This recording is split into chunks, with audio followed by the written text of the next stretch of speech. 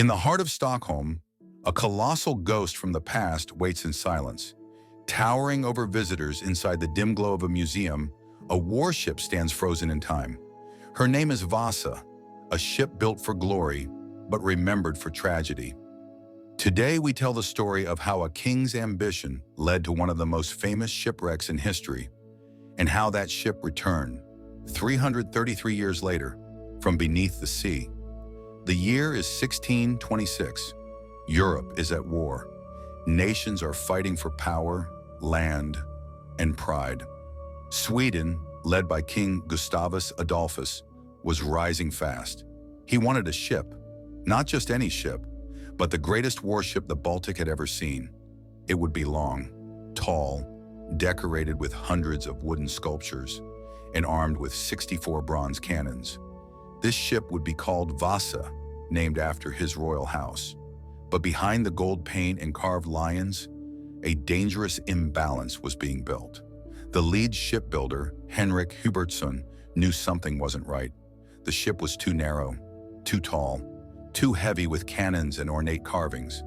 It was beautiful, but unstable. Yet no one dared stop it. Why? Because the king was growing impatient. He wanted Vasa to sail immediately, even if she wasn't ready. By summer 1628, the ship was complete, painted in vibrant colors, flags waving, cannons gleaming in the sun. The pride of Sweden was ready to sail. August 10th, 1628. Thousands gather at Stockholm harbor. The wind is gentle, the sun is shining.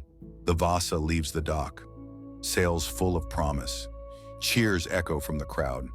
But just 1,300 meters into the journey, it happens.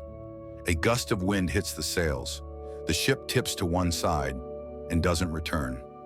Water rushes through the open gun ports, and in less than 20 minutes, Vasa is at the bottom of the sea. More than 30 crew members drown. The crowd watches in horror. The most expensive ship in Swedish history is lost on her very first voyage. An investigation follows, but no one is punished. No shipbuilder, no admiral, not even the king. The verdict? The ship was simply unstable. And for over 300 years, Vasa is forgotten, buried in the cold, murky waters of Stockholm. Then in the 1950s, a marine archaeologist named Anders Franzén starts searching.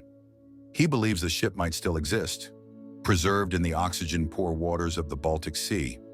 And in 1956, he finds her, perfectly preserved beneath layers of mud. It takes years of planning, diving, and engineering.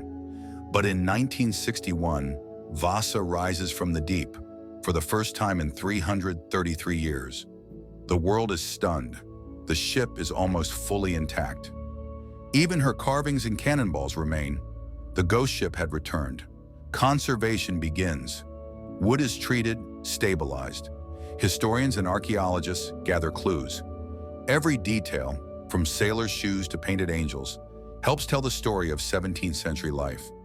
In 1990, a museum is built around her. The Vasa Museum becomes one of the most visited in all of Scandinavia.